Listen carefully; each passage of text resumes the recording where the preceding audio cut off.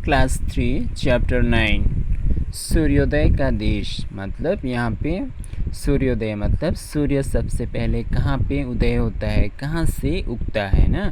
तो उस देश के बारे में हम यहाँ पे जानेंगे कि सूर्य जापान में ही सबसे पहले उगता है, लेकिन सबसे पहले वहाँ पे क्यों उगता है इसके बारे में हम लोग जानेंगे। और इस जो चैप्टर में जैसे जापान हम लोग का आउट कंट्री में आते हैं ना, तो यहाँ पे पर्यटन का जो महत्व को समझा रहा है लेखक हम सबों को, कि दूसरे देश की संस्कृति से अवगत कराते हैं, किस प्रकार दूसरे देश में रहन सहन, वहाँ की वेशभूषा, खान पान, तो वहाँ की प्रकृति कैसी है, तो उसके बारे में हम लोग जानेंगे। अपने देश से बाहर दूसरे देश में कैसे उसका प्रकृति है, ठीक है। तो आइए हम देखते हैं। यहाँ पे एक एकांकी की तरह दिया गया है। दो मित्र रोहित और अरविंद एक कमरे में बैठे पुस्तक पढ़ रहे हैं। द्वार खुलता है और तीसरा मित्र आदित्य भीतर आता है। सबसे पहले आदित्य भीतर आता है, कहता है आदित्य कुर्सी पर बैठते हुए अरविंद से, क्या तुमने कल टीवी पर विश्व परिक्रमा कार्यक्रम देखा? एक सीरियल का जो उस सीरियल का नाम था विश्व परिक्रमा। तो यहाँ पे विश्व परिक्रमा वर्ल्ड का जो आदित्य बोलता है, आपने विश्व परिक्रमा देखा था? तो अरविंद बोलता है हाँ देखा था, उस कार्यक्रम में जापान के बारे में बताया गया था। तो जापान हम लोग का आउट कंट्री विदेश है, हम लोग का देश से बाहर देश है ना जापान। तो रोहित बोलता है जापान देश हमारे भारत के पूर्व में पड़ता है, मतलब ईस्ट की ओर पड़ता है, वहाँ पे इसकी स्थिति है। आदित्य हाँ, क्या तुम जानते हो रोहित जापान को सूर्योदय का देश भी कहा जाता है? तो आदित्य रोहित को बोलता है क्या जापान को तुम जानते हो जापान को सूर्योदय का देश कहा जाता है। इसको ये लाइन को अच्छी तरह से याद रखिएगा, जापान को सूर्योदय का देश कहा जाता है। अक्सर जीके में भी पूछा जाता है। रोहित क्यों कहा जाता है? बोलते हैं आदित्य जापान में सूर्य सबसे पहले दिखाई देता है, इसलिए उसे सूर्योदय का देश कहा जाता है। उसने आदित्य ने भी जवाब दे देता है कि जापान में सूर्य सबसे पहले दिखाई देता है, इसलिए उसे सूर्योदय का देश कहा जाता है। तो रोहित अच्छा बोलता है। आदित्य बोलता है जापान बहुत छोटे छोटे द्वीपों से मिलकर बना है, इसलिए उसे द्वीपों का देश भी कहते हैं। जापान में अनेक ज्वालामुखी भी है। तो जापान छोटे छोटे द्वीपों से मिलकर बना है, इसलिए उसे द्वीपों का देश भी कहा जाता है। ये भी याद रखिएगा आप लोग, द्वीपों का देश भी कहा जाता है जापान को, ठीक है। फिर अरविंद बोलते हैं हाँ, वहाँ 200 से भी ज़्यादा ज्वालामुखी, उनमें से कुछ क्रियाशील है। ज्वालामुखी मतलब वहाँ पे निष्क्रिय गैस, वहाँ पे अक्सर जापान में भूकंप होती रहती है वहाँ पे, इसलिए वहाँ पे ज्वालामुखी की बातें कही गई हैं। ज्वालामुखी फटने से अचानक भूकंप हो सकती है ना, तो इसलिए जापान में ज्वालामुखी बहुत ज़्यादा पाई जाती है और वहाँ पे भूकंप होने का खतरा रहता है। और कुछ शांत है। फ्यूजियामा जापान का एक प्रमुख ज्वालामुखी है, इसको याद रखिएगा। फ्यूजियामा जापान का एक प्रमुख क्या है? ज्वालामुखी है, ठीक है। वह कई सौ वर्षों से शांत है, उसके आसपास अनेक झीलें हैं। कल टीवी पर बर्फ से ढका फ्यूजियामा भी दिखाया गया था। वहाँ इतने सारे ज्वालामुखी हैं, तो क्या उनके फटने से भूकंप भी आते हैं? इस प्रकार से सवाल कहता है। हाँ, जापान में अक्सर भूकंप आते रहते हैं, वहाँ पे अर्थक्वेक भूकंप होती रहती है। भूकंप से बचने के लिए वहाँ के लोग लकड़ी के घर बनाते हैं। तो अक्सर भूकंप जब आता है तो जिस देश में कुछ ऐसी चीज़ें घटती हैं, तो वे अपने बचाव, अपने सुरक्षा के लिए कुछ ना कुछ समाधान खोजते ही हैं। तो वहाँ के लोग अक्सर लकड़ी के घर बनाते हैं, ठीक है। शहरों में जो विशाल इमारतें बनी हैं वे सभी भूकंप रोधी है, जिन पर भूकंप का प्रभाव नहीं पड़ता। शहरों में कुछ भूकंप से बचने की जैसा घर बनाते हैं। जापान में खनिज पदार्थ कम पाए जाते हैं और वहाँ पे खनिज पदार्थ अक्सर कम पाए जाते हैं। फिर भी वहाँ दुनिया के अन्य देशों के मुकाबले अधिक उद्योगों का विकास हुआ है। वहाँ जहाज, इस्पात, सूती कपड़ा, बिजली के यंत्र और कारों का खूब निर्माण होता है। वहाँ के लोगों का रंग, रूप और स्वभाव कैसा होता है? तो जापान के लोगों का जो स्वभाव है, रहन सहन वहाँ किस प्रकार से होता है, इसको कहा गया है। ठीक है, तो जापानियों आप लोग देखते हैं ना, इंडिया में भी आते हैं, कोई देखते हैं, अक्सर ये लोग बौद्ध धर्म को मानते हैं, जो थोड़ा ब्राउन कलर का और चूल बहुत ही छोटा छोटा रखते हैं वे लोग, और ब्राउन कपड़ा जो पहनते हैं, उस प्रकार से जो बौद्ध धर्म के मानने वाले। जापानियों का रंग गोरा होता है, वे छोटे कद वाले और सुंदर होते हैं, वे सभ्य होते हैं और मीठा बोलते हैं। तो जापानीज लोग ज़्यादा अक्सर झगड़ालू नहीं होते हैं, वे साधारण होते हैं और हमेशा सभ्य, शिक्षित होते हैं और मीठा बोलते हैं, किसी से ऊंचा नीचा बात नहीं करते हैं। ठीक है, मछली और चावल खाना उनको बहुत पसंद है। वे चाय के भी बहुत शौकीन होते हैं।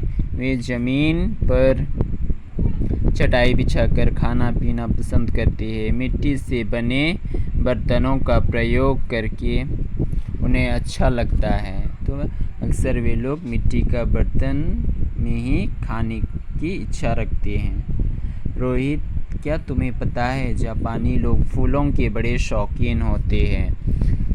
वे फूलों को विशेष ढंग से सजाते हैं। तो अक्सर वे लोग फूलों के भी बहुत शौक से रखते हैं और अच्छी तरह से सजाते हैं। फूल सजाने की कला को इकेबाना कहते हैं। ये चीज़ को याद रखिएगा, इकेबाना कहते हैं। ठीक है, जापानी लड़कियों के लिए इस कला को जानना आवश्यक होता है। जापानी लोग सफाई पसंद करते हैं, वे साफ सुथरे रहते हैं। उनके घर, गांव, शहर सभी स्वच्छ होते हैं। जापान में 3 चीज़ें बहुत प्रसिद्ध हैं: फूल, बाग और मंदिर। अधिकतर जापानी बौद्ध धर्म को मानते हैं। तो जापानी लोग में जो 3 चीज़ें हैं बहुत ही फेमस है, जो फूल है, फ्लावर गार्डन और टेम्पल, ये जो तीनों चीज़ें बहुत ही वहाँ के लोग प्रसिद्ध है। वे लोग धर्मात्मा भी अच्छी तरह से पूजा अर्चना भी अच्छी तरह से करते हैं। ठीक है अरविंद, मुझे याद है एक दिन हमारे अध्यापक जी ने बताया था कि जापानी लड़के पतंगे और लड़कियां गुड़ियों की बहुत शौकीन होती हैं। तो जापान के लोग जो लड़के होते हैं वे पतंग उड़ाने में बहुत अच्छे लगते, उनका पसंद लगता है, और लड़कियां जो है गुड़ियों की बहुत शौकीन होते हैं। यहाँ पे आप लोग देख सकते हैं, ये लोग बच्चे लोग।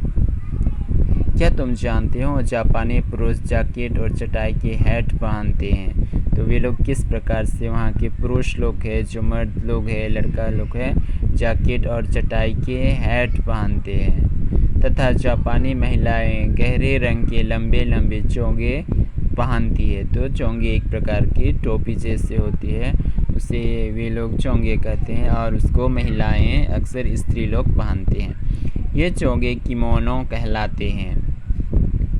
टीवी में बताया गया था कि जापानी अपने देश से बहुत प्यार करते हैं। वे लोग अपने देश को बहुत प्यार करते हैं और अपने देश के प्रति भी वे प्रेम रखते हैं। अपने देश के लिए वे जान की बाजी लगाने को भी तैयार रहते हैं। वे अनुशासन प्रिय और अपनी परंपराओं में विश्वास रखने वाले लोग हैं। तो जापानी लोग थोड़ा सा डिसिप्लिन में रहते हैं और वे एक दूसरे पर और अपनी परंपराओं पर, अपनी संस्कृति पर विश्वास रखते हैं। तभी तो आज जापान बहुत आगे बढ़ रहा है। इसलिए आज जापान देश बहुत डेवलप कर रहा है। वे बहुत ही अच्छी अच्छी चीज़ों का निर्माण करने में बहुत ही अग्रसर बढ़ने लगा है। हमें भी जापान के लोगों से सीख लेनी चाहिए और भारत को आगे बढ़ाने की कोशिश करनी चाहिए। तो हम सभी इंडिया वाले हैं, भारत देश के रहने वाले हैं, तो हमें उससे कंपेयर करते हैं कि हमें भी उसी की तरह आगे बढ़नी चाहिए, कभी भी पीछे हटने नहीं चाहिए। तो वहाँ के लोग अक्सर सभ्य होते हैं, तो हम भी भारत देश को क्यों न सभ्य बनाए ना, इस प्रकार से कह रहा है कवि। मगर हम तो अभी छोटे हैं, हम भला देश को कैसे आगे बढ़ा सकते हैं? नहीं रोहित, ऐसा नहीं। हम भी सत्य बोलकर, नियमों का पालन करके, माता पिता की सहायता करके, परिश्रम से पढ़ाई करके अपने देश को आगे बढ़ा सकते हैं। तो कहते हैं हम छोटे हैं नहीं, छोटे या बड़ों का यहाँ कोई भी भेदभाव नहीं। सच्ची बड़ी बात है, हम सत्य बोलकर और नियमों का पालन करके, अपने माता पिता की सहायता करके, परिश्रम करके अपने देश को आगे बढ़ा सकते हैं, अच्छी तरह से पढ़ाई मेहनत के साथ में। ठीक है, ठीक है, हम भी आज से प्रण करते हैं कि हम सच्चाई के रास्ते पर चलेंगे, अच्छे नागरिक बनेंगे और परिश्रम करके अपने देश को आगे बढ़ाएंगे। इस प्रकार से कहते हैं हम अच्छे नागरिक, देश के अच्छे नागरिक। हम भारत देश को एक जापान की तरह ही सभ्य देखेंगे और अच्छी तरह से हम उसको आगे बढ़ाने में अहम भूमिका निभाएंगे। ठीक है, तो इस जो सूर्योदय का देश जापान है, वहाँ की कला संस्कृति के बारे में अच्छी तरह से बताया गया, आप लोग जान गए होंगे। और इस कहानी से भी हमें क्या शिक्षा मिलते हैं? पर्यटन करके अन्य स्थानों की संस्कृति को जानना। पर्यटन जब भी आप लोग टूर जाते हो, कहीं दूसरी जगह घूमने जाते हो, तो वहाँ की संस्कृति को हम सभी जानते हैं। ठीक है, नेक्स्ट इधर वर्ड्स मीनिंग दिया गया है, इसे आप लोग याद कर लीजिएगा पढ़ के। ओके, इधर क्वेश्चन आंसर है, इसे बना दिया गया है, इसे आप लोग अपने नोट कॉपी में उतार लीजिएगा। और जितने भी यहाँ ऑप्शंस दिया गया है, क्वेश्चन आंसर्स, फिर इधर सही विकल्प चुनो, इसको भी आप लोग अच्छी तरह से देख के अपने बुक्स में नोट्स कॉपी में उतार के रख लीजिएगा। नेक्स्ट इधर प्रश्नों के उत्तर लिखो। जापान को सूर्योदय का देश क्यों कहा जाता है? क्योंकि वहाँ सूर्य पहले उगता है। ठीक है, यहाँ भी मैंने लिख दिया हूँ, ये जो क्वेश्चन है आप लोग देख के, और इधर आंसर मैं पेंसिल से ड्रॉ कर दिया हूँ, उसे आप लोग देख के लिख लीजिएगा। ओके, ठीक है, नेक्स्ट इधर सभी को बना दिया गया, इसे आप लोग अच्छी तरह से देख के उतार लीजिएगा और अच्छी तरह से पढ़ने की कोशिश कीजिएगा, रीडिंग। ओके, विलोम शब्दों को आपस में मिलाओ, गोरा, काला, सभ्य, सभ्य, इस प्रकार से मिला दिया गया है, इसे अच्छी तरह से देख लीजिए। ओके, और जितने भी है इसे अच्छी तरह से लिखने के बाद में सभी को अच्छी तरह से याद कर लीजिएगा। ओके।